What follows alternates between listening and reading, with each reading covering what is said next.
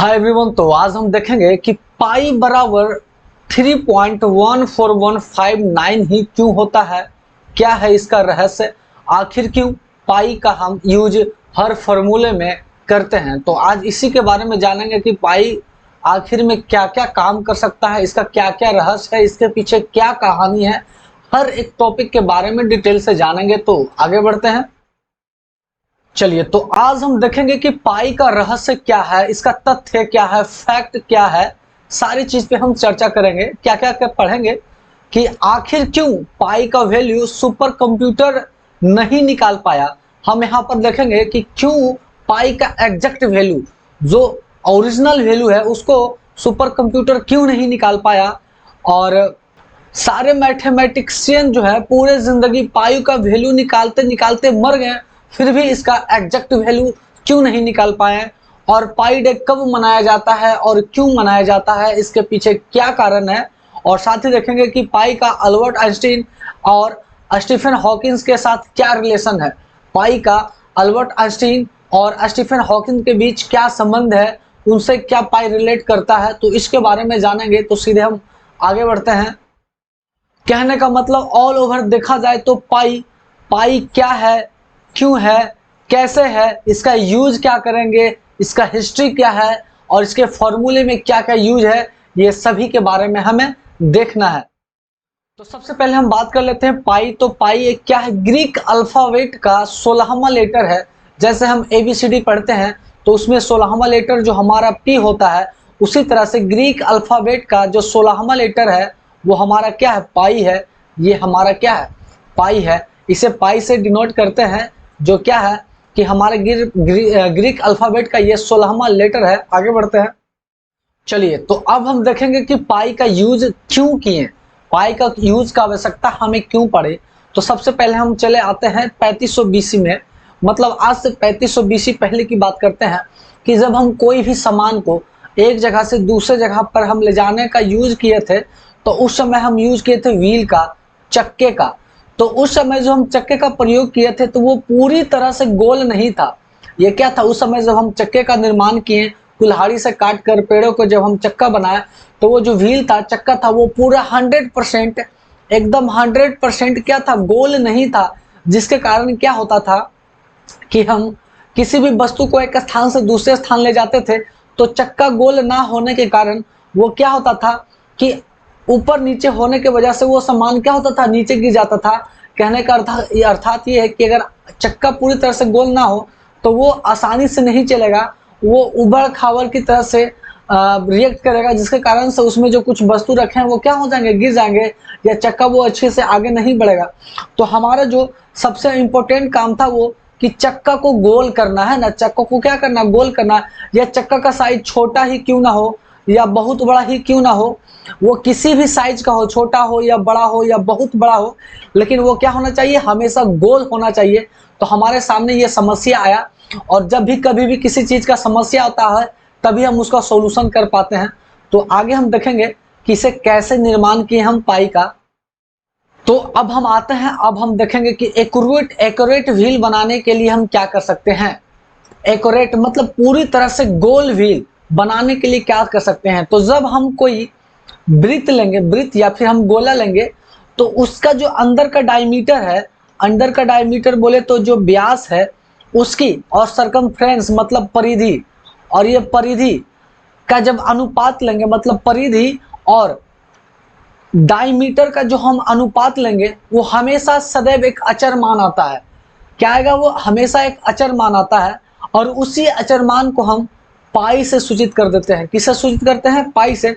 कहने का मतलब एक वृत्त की परिधि और व्यास के अनुपात को ही क्या कहते हैं, पाई कहते हैं। एक वृत्त की परिधि और व्यास को भी हम क्या बोलते हैं, पाई बोलते हैं। ये किसी भी वृत्त में काम करेगा, किसी भी गोले में काम करेगा, कि जितना हम परिधि लेंगे और उसी के अनुसार हम जो व्यास लेंगे और उसी के रेशियो को हम क्या कहेंगे, पाई कहेंगे। और ये इसका मान कभी नहीं बदलता, ये अचर होता है। कहने का मतलब हम जितना बड़ा भी चक्का लें या छोटा व्हील ले या बड़ा व्हील ले, तो ये पाई का मान हर जगह क्या होना चाहिए, सेम होगा। और जब हर जगह वो सेम होगा तो हर चक्का अपने आप में पूरी तरह से गोल होगा, 100% एक्यूरेसी के साथ गोल होगा। तो यहाँ पर से हमारा एक फॉर्मूला भी निर्माण हो जाता है कि C/D और C/D बराबर पाई होता है, और C/D, तो यहाँ से यहाँ तक जो हमारा D है वो कितने R, एक R ये और एक R ये, मतलब कहने का मतलब 2R मिल के बनते हैं, और इसी को हम पाई बोलते हैं। तो C बराबर हो जाएगा 2πr, और एक हमारा फॉर्मूला बन जाएगा क्या, वृत्त की परिधि बराबर 2πr। तो आगे बढ़ते हैं और इसके और डिटेल्स को जानते हैं। तो कहने का मतलब ये होता है कि यहाँ पर जो हमारा डायमीटर है और ये जो हमारा परिधि है, उसका अनुपात हमेशा क्या आना चाहिए, एकदम एग्जैक्ट आना चाहिए।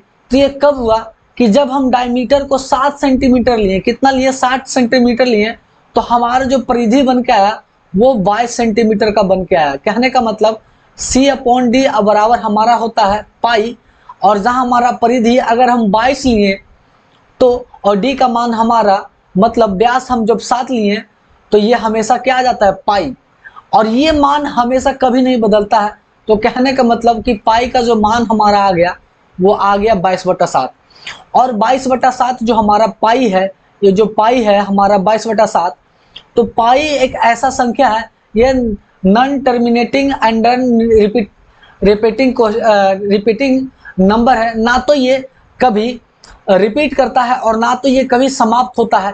कहने का मतलब हम 22/7 को, एक मिनट, 7 को 22 से अगर हम भागा देते जाएं तो ये कभी भी समाप्त नहीं होगा। बट हम यूज करते हैं 22/7 को कितना लेकर चलते हैं, 3.14 समथिंग कुछ लेकर चलते हैं, तो ये आगे जाकर क्या हो जाता है, शांत हो जाता है, रिपीटेड हो जाता है। तो कहने का मतलब कि जो हमारा 22/7 है वो एक्चुअली पूरी तरह से क्या है, गलत है। इसके बारे में हम आगे और डिटेल से भी देखते हैं। तो यहाँ पे हम देखते हैं कि सुपर कंप्यूटर पाई को बोले तो 22/7 को 5 ट्रिलियन बार काटा, मतलब इसे 22/7 को 5 ट्रिलियन बार भी भागा दिया, फिर भी पाई पूरी तरह से कटा नहीं। मतलब पाई एक ऐसा संख्या है जो ना तो कभी समाप्त हो सकता है और ना तो कभी रिपीट हो सकता है।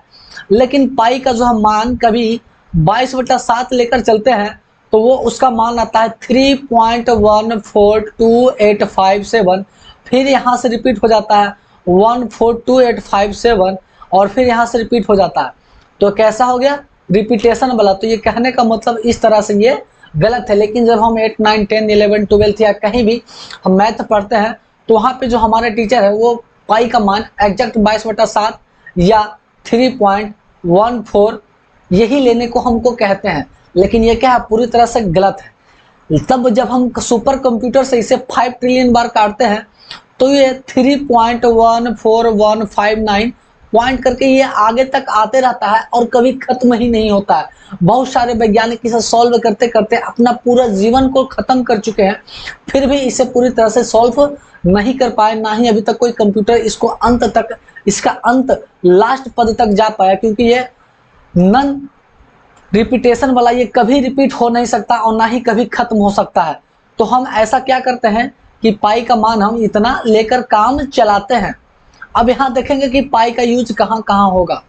तो जहाँ गोला हो, जहाँ भी जिस फॉर्मूला में या जिस भी डायग्राम में 3D में जहाँ गोला हो, कहने का मतलब जब हम बेलन का बनाते हैं, सर्कल का वृत्त का बनाते हैं, सिलेंडर का बेलन का बनाते हैं, कोन का बनाते हैं, कहने का मतलब शंकु का बनाते हैं, स्फीयर मतलब गोले का बनाते हैं, या होमिस्फीयर मतलब अर्धगोले का निर्माण करते हैं। तो जहाँ भी गोले का, सर्कल का यूज आता है वहाँ पे हम पाई का यूज करते हैं। तो पाई का मान हमारा 22/7 होता है। और आगे बढ़ते हैं इसके और रहस्यमय को जानने के लिए।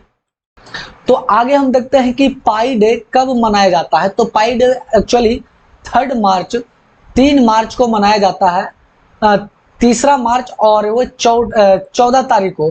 3 मार्च मतलब कहने का मतलब तीसरा मंथ और 14 तारीख को मनाया जाता है।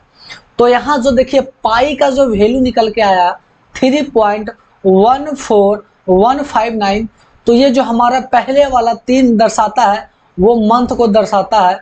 किसको दर्शाता है, मंथ को, मतलब 3 ये मार्च को दर्शाता है, और 14 जो है वो 14 दर्शाता है, 14 तारीख को दर्शाता है। कि हम तीसरे माह मार्च के 14 तारीख को मनाते हैं, और वो भी एग्जैक्ट एक टाइम भी बनाता है 1:59 मतलब 1:59 PM। 1:59 PM में हम क्या करते हैं, सेलिब्रेट करते हैं पाई को।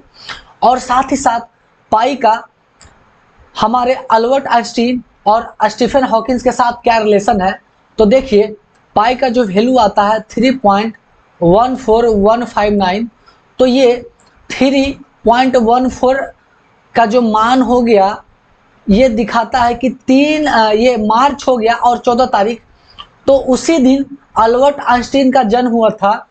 14 मार्च को अल्बर्ट आइंस्टीन का जन्म हुआ था और 14 मार्च को स्टीफन हॉकिंस का डेथ हुआ था। तो ये कहीं ना कहीं एक प्रकार से इत्तेफाक है। तो ये हमारा पाई का रहस्य है।